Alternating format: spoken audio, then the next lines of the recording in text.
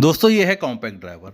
Last time मैंने इसका video upload किया था, लेकिन मुझे तुरंत ही टेक डाउन करना पड़ गया क्योंकि इसकी पीसीबी की बहुत ज़्यादा डिमांड आ गई थी और मैंने बाकी तैयारियां नहीं की थी कि इसकी टेस्टिंग वगैरह दिखा सकूं। तो लीजिए दोस्तों, अब मैंने इसके कंपोनेंट फिल करके इसकी टेस्टिंग का वीडियो बना लिया है। तो आज मैं आपको इसका फुल टेस्टिंग वीडियो दिखाने वाला हूँ और इसमें क्या क्या पॉसिबिलिटीज़ है इस कॉम्पैक्ट ड्राइवर में, आप देखेंगे तो दंग रह जाएंगे। इसलिए वीडियो को पूरा देखें, बीच में स्किप ना करें, क्योंकि काफ़ी महत्वपूर्ण जानकारी इस ड्राइवर के बारे में आपको मिलने वाली है। दोस्तों इस बोर्ड का डायमेंशन मैंने आपको ऑलरेडी बता दिया था कि 2 इंच बाई 3.5 इंच इसका डायमेंशन है। और दोस्तों अभी आप अपनी स्क्रीन पर जो ड्राइवर बोर्ड देख रहे हैं, इसमें सारे कंपोनेंट फिल हो चुके हैं और ये आउटपुट स्टेज के 5 से लेकर 8 पेयर तक इजीली ड्राइव कर सकता है। और इसका ब्लैंक पीसीबी मेरे पास अवेलेबल है। फिलहाल स्टॉक ज़्यादा नहीं है, जो लोग पहले खरीद पाएंगे मैं उन्हें दे दूंगा, और जो अगले ऑर्डर्स आएंगे उनको थोड़ा वेट करना पड़ सकता है क्योंकि मुझे पीसीबी मैन्युफैक्चरिंग करा के लाने में थोड़ा वक्त लग सकता है। दोस्तों पीसीबी के ऊपर सारी मार्किंग है, यहाँ पर प्लस माइनस सप्लाई वोल्टेज और बेस कलेक्टर एमीटर के कनेक्शन किस तरीके से किए जाएँ वो सब लगभग आप जानते ही हैं। फिर भी आपकी सुविधा के लिए इसके बैक साइड में सारी मार्किंग मैंने कर रखी है। दोस्तों ये ड्राइवर बोर्ड आउटपुट स्टेज के 5 से लेकर 8 पेयर तक का ड्राइव करने के लिए ये तो ठीक है, लेकिन कई बार आपको अक्सर एक ही पेयर ड्राइव करना होता है, तो यहाँ पर इतना तामझाम लगाया क्यों जाए। हम उस जो ड्राइवर बोर्ड है उसको इकोनॉमी कर सकते हैं, उसमें लगने वाले ट्रांजिस्टर को अंडर रेटेड कर सकते हैं और उसके परफॉर्मेंस में कोई खास कमी नहीं आने वाली। बिल्कुल ये उसी तरीके से काम करेगा क्योंकि हमें यहाँ केवल एक पेयर ड्राइव करना है। इसीलिए देखिए यहाँ पर मैंने जो भी ट्रांजिस्टर, जहाँ जहाँ बड़े ट्रांजिस्टर लग रहे थे, पावर ट्रांजिस्टर लग रहे थे, उन सबको मैंने रिप्लेस करके छोटे ट्रांजिस्टर लगा दिया है, जिससे इस बोर्ड की लागत इसके मुकाबले काफ़ी कम हो जाती है। तो देखते हैं इसका परफॉर्मेंस किस तरीके से रहेगा। इसीलिए इसको हम सबसे पहले टेस्टिंग करेंगे कि ये वाकई अंडररेटेड करने के बावजूद ये काम करता है या नहीं।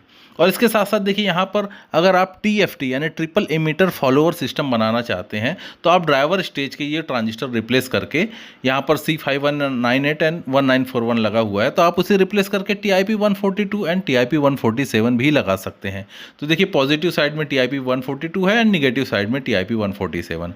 तो ये ट्रिपल एमीटर फॉलोअर बन जाता है, जिससे आप इसमें अधिकतम 10 पेयर तक का ड्राइव करा सकते हैं आउटपुट स्टेज में। तो इस तरीके से ये काफ़ी बेहतरीन ड्राइवर बन जाता है और कम लागत में आपका काम हो जाता है। अब दोस्तों इसका जो इकोनॉमी वर्जन है वो कितना मैक्सिमम वोल्टेज ले सकता है, तो देखिए यहाँ पर ये जो इकोनॉमी वर्जन है इसका maximum voltage plus minus 50 volt DC है। तो अगर हम इसे plus minus 50 volt DC maximum देते हैं और एक पेयर ड्राइव करते हैं, तो ये हमें अच्छा खासा आउटपुट दे सकता है, इसमें कोई प्रॉब्लम नहीं होगी। हालांकि इसे मैंने 50 वोल्ट से ज़्यादा भी टेस्ट किया है। तो चलिए यहाँ पर सबसे पहले इकोनॉमी वर्जन को टेस्ट करते हैं और देखते हैं इसका परफॉर्मेंस कैसा है। तो दोस्तों इस बोर्ड को टेस्ट करने के लिए मैंने सारे कनेक्शंस कर दिए, इसे पावर सप्लाई से जोड़ दिया है, आउटपुट ट्रांजिस्टर के कनेक्शन कर दिए, स्पीकर वायर जोड़ दिए हैं और इनपुट सिग्नल भी दे रखा है। और आउटपुट स्टेज में 2SC5200 एंड 1943 का ओरिजिनल पेयर यूज़ किया गया है। तो देखिए यहाँ पर जो ड्राइवर ट्रांजिस्टर रिप्लेस किए हैं मैंने, उनके नंबर यहाँ पर लिख रखे हैं ताकि आपको देखने में सुविधा हो। तो देखिए बायस ट्रांजिस्टर की जगह मैंने 1015 लगाया है, C229 की जगह 1815 लगाया है एंड 1015 जो इनपुट स्टेज है वही है, और जो रेगुलेशन ट्रांजिस्टर है 1815 लगाया है। तो इस तरीके से अब इस बोर्ड को हम सप्लाई देते हैं। सबसे पहले तो देखिए यहाँ पर सप्लाई दे रखी है मैंने और सप्लाई वोल्टेज आपकी स्क्रीन के सामने है। तो यहाँ पर प्लस 35 वोल्ट है और यहाँ पर माइनस 35 वोल्ट है। लेकिन इस बोर्ड को मैं चाहता हूँ कि हाई वोल्टेज देकर एक बार और चेक किया जाए, ताकि हाई वोल्टेज देने पर ऐसा तो नहीं है कि तुरंत जल जाता है, क्योंकि हमने अंडररेटेड ट्रांजिस्टर लगा रखे हैं। तो इसीलिए मैं कम से कम इसे 5 मिनट तक इसका डबल सप्लाई वोल्टेज दे के रखता हूँ, जो इसका मैक्सिमम वोल्टेज है। तो लीजिए जनाब, यहाँ पर मैंने इसे सप्लाई वोल्टेज को डबल कर दिया है। अब देखते हैं वोल्टेज। तो यहाँ पर ग्राउंड और ये कनेक्शन यहाँ करते हैं जंपर पर। देखिए 70 वोल्ट डीसी है पॉजिटिव में, और यहाँ पर निगेटिव में भी 70 वोल्ट डीसी है। 69.5 है, यानी कि 70 वोल्ट डीसी आप उसे मान सकते हैं। तो इस तरीके से ये बोर्ड सही काम कर रहा है। और प्लस और यानी कि rail to rail 138 volt DC है। तो इस तरीके से ये बोर्ड ऐसा तो नहीं है कि तुरंत उड़ गया, मतलब ऐसा कोई प्रॉब्लम नहीं है, ये विथस्टैंड है हाई वोल्टेज पर, कोई दिक्कत नहीं है। तो इसे मैं 5 मिनट तक वेट कर कर भी देख लेता हूँ ये किस तरीके से विथस्टैंड रहता है हाई वोल्टेज पर। लेकिन दोस्तों ये हाई वोल्टेज मैंने इसे जस्ट टेस्ट करने के लिए दिया है, ताकि ऐसा तो नहीं कि हाई वोल्टेज मिलने पर इसका बायस कोई डिस्टर्ब होता है और ये इमीडिएट ख़राब हो जाता है, लेकिन ऐसा यहाँ कुछ नहीं हो रहा है। ये हाई वोल्टेज पर विथस्टैंड है, कोई प्रॉब्लम नहीं है। लेकिन इसका जो ऑपरेटिंग वोल्टेज है आप ±35 वोल्ट से लेके 40 वोल्ट डीसी या 50 वोल्ट डीसी तक ही रखिए, उससे ज़्यादा 50 वोल्ट डीसी से ज़्यादा ना चलाएं। म्यूजिक भी चल रहा है। तो दोस्तों अब इसे मैंने लो वोल्टेज पर सेट कर दिया है, तो एक बार वोल्टेज देख लेते हैं। देखिए 35 वोल्ट पॉजिटिव में है एंड नेगेटिव में -35 वोल्ट है। तो चलिए इसे साउंड टेस्ट करते हैं अब। तो चलिए दोस्तों ये ब्लूटूथ मॉड्यूल से इसमें सिग्नल फीड हो रहा है।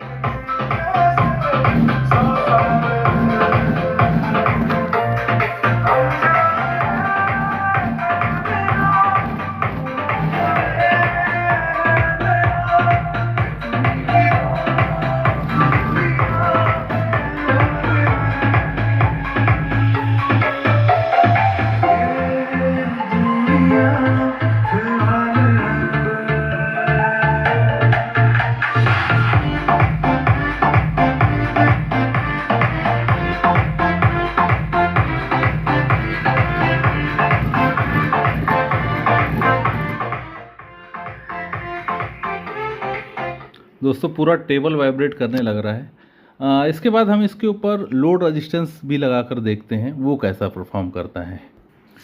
दोस्तों यहाँ ये लोड रेजिस्टेंस लगा रखी है, उसके ये ब्लैक और ये वाइट वायर यहाँ कनेक्ट कर दिए हैं। तो दोस्तों इसमें हम 1 किलोहर्ट्ज़ का फ्रीक्वेंसी टेस्ट करेंगे और इस हीटिंग कॉइल को हीट करेंगे। तो यहाँ से देखिए वॉल्यूम बढ़ाते हैं।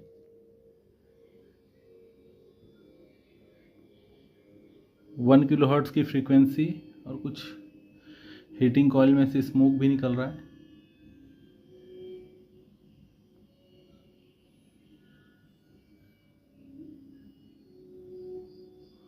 कॉइल हीट हो रही है।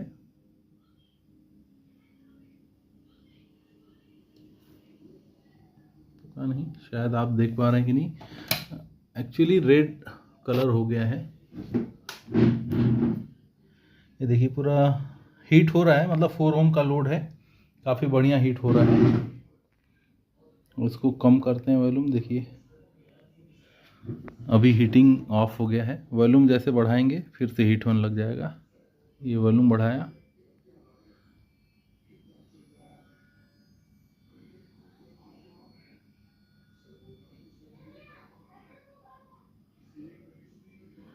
ठीक है। इतने वॉल्यूम पर अगर ये हीट हो रहा है तो ये ट्रांजिस्टर, ये तो हीट नहीं हो रहा है। ठीक है, कोई प्रॉब्लम नहीं, बढ़िया परफॉर्मेंस है, कोई प्रॉब्लम नहीं। लाइट ऑन कर देते हैं। तो दोस्तों ये इकोनॉमी बोर्ड, मतलब इतने कम प्राइस में आप इसे बना सकते हैं। इसका देखिए ब्लैंक पीसीबी अभी मेरे पास में अवेलेबल है, और इसका ब्लैंक पीसीबी ज़्यादा क्वांटिटी में नहीं है, लेकिन मुझे पता है काफ़ी ज़्यादा इसकी डिमांड आने वाली है, क्योंकि इसको देखकर आप कम से कम लागत में एक अच्छा एम्पलीफायर बना सकते हैं, जो कि बढ़िया काम करेगा, आउटपुट भी अच्छा देगा और उसकी कॉस्ट भी कम होगी। ये सब देखकर आप समझ जाएंगे कि इसकी कॉस्ट यहाँ पर काफ़ी कम हो चुकी है, लेकिन परफॉर्मेंस में कोई कमी नहीं आएगी। जब आपको केवल एक पेयर ड्राइव करना है तो ये जनरली 35 वोल्ट डीसी पर एक पेयर को ईमानदारी से ये ड्राइव करेगा, इसमें कोई प्रॉब्लम नहीं है। और अगर आप इससे ज़्यादा पेयर ड्राइव कराना चाहते हैं तो इसमें ऑप्शन तो मैंने आपको बता ही दिया है यहाँ पर। तो दोस्तों 5 पेयर को ड्राइव करने के लिए जो स्टैंडर्ड सर्किट डायग्राम है वो आपके सामने है। और दूसरा ऑप्शन एक और है कि आप यहाँ पर अगर ड्राइवर ट्रांजिस्टर नहीं चाहते हैं तो डार्लिंगटन ट्रांजिस्टर लगा के डायरेक्टली, मतलब आपको आउटपुट ट्रांजिस्टर लगाने की ज़रूरत नहीं है, यहाँ पर डार्लिंगटन ट्रांजिस्टर लगाइए और यही आउटपुट का काम करेंगे, लेकिन यहाँ पर कुछ रेजिस्टेंस की वैल्यू चेंज होगी। तो चलिए उसको भी करके देखते हैं। तो दोस्तों आजकल बहुत सारे जो बंदे हैं अपने प्रोजेक्ट की कॉस्ट को काफ़ी कम करना चाहते हैं, तो यहाँ पर उन्हें जो आउटपुट ट्रांजिस्टर है 5200 और 1943 यही भारी पड़ जाता है, क्योंकि यही सबसे ज़्यादा कॉस्टली होता है।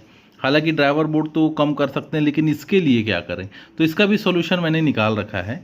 यहाँ पर इसी बोर्ड के ऊपर अब हम 5200 को इसको हटा देते हैं और यहाँ पर हम इस ट्रांजिस्टर को लगा देंगे। देखिए यहाँ पर ये है TIP 147 एंड TIP 142।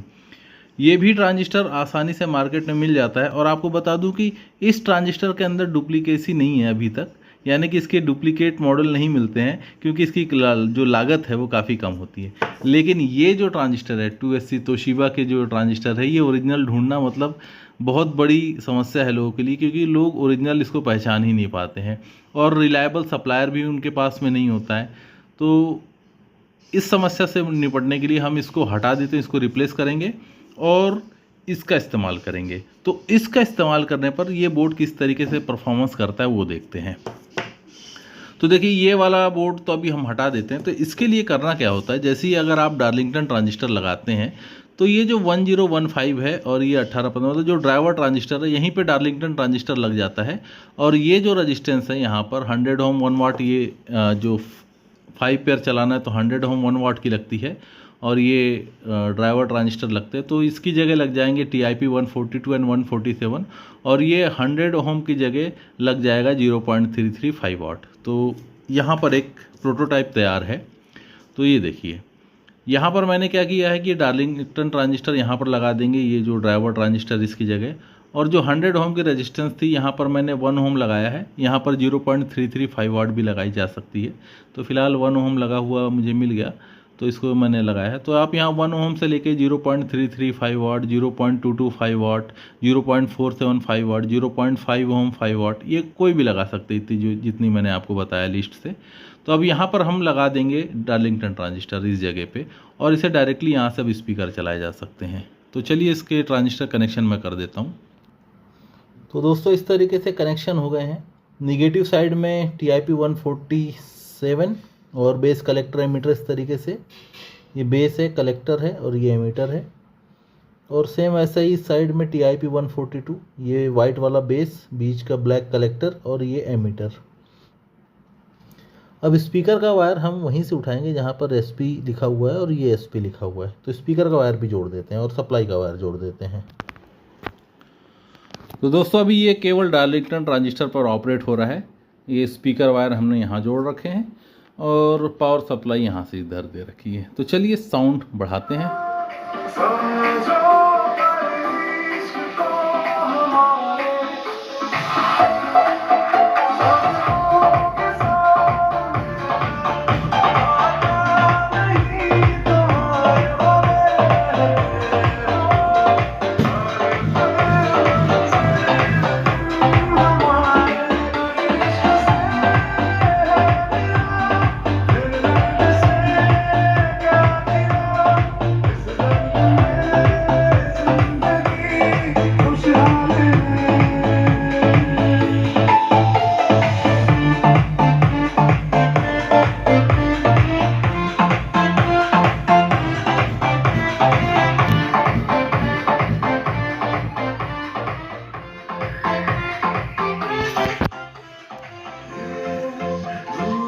बिल्कुल वैसा ही।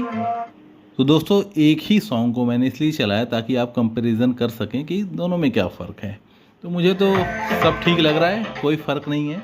और यहाँ पर कॉस्ट भी काफ़ी कम हो चुकी है ये ट्रांजिस्टर लगा देने से, और यहाँ ड्राइवर ट्रांजिस्टर का भी लफड़ा नहीं, यानी कि एक पैर चलाने के लिए काफ़ी है। तो दोस्तों इसका PCB ये रहा। हालांकि बहुत ज़्यादा क्वांटिटी में अवेलेबल नहीं है, लेकिन इसे बाद में बनाया भी जा सकता है। अभी फ़िलहाल जिन लोगों के ऑर्डर आएंगे उनको तो मैं ये PCB दे दूंगा, लेकिन इसका स्टॉक ख़त्म होने के बाद जिनके ऑर्डर आते हैं उनको थोड़ा वेट करना पड़ेगा, क्योंकि फिर से मैं PCB मैन्युफैक्चरर को ऑर्डर करूँगा और वो रिक्वायरमेंट के हिसाब से बना कर दे देगा। और ये सेल ज़्यादा दिन नहीं चलेगा, केवल मैं 10 से 15 दिन ही इसको रखूँगा। उसके बाद ये PCB हमेशा के लिए डिसकंटिन्यूड हो जाएगी और नया डिज़ाइन आ जाएगा। तो दोस्तों अगर आप इस PCB को लेना चाहते हैं तो आपको मैं मोबाइल नंबर जो व्हाट्सएप नंबर है वो आपको दे देता हूँ। तो आप उस व्हाट्सएप नंबर पर मुझे मैसेज करिए, कॉल थोड़ा उठाना काफ़ी मुश्किल होता है क्योंकि हमेशा अवेलेबिलिटी नहीं रह पाती, क्योंकि और भी काम चलते रहते हैं। तो दोस्तों फिर मिलते हैं नेक्स्ट वीडियो में। Thank you for watching and have a nice day. दोस्तों लोड रेजिस्टेंस का टेस्ट भी कर लेते हैं इस ट्रांजिस्टर के ऊपर। तो देखते हैं लोड रेजिस्टेंस क्या कहता है।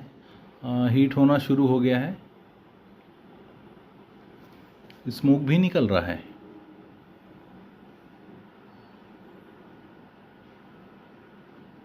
Very good.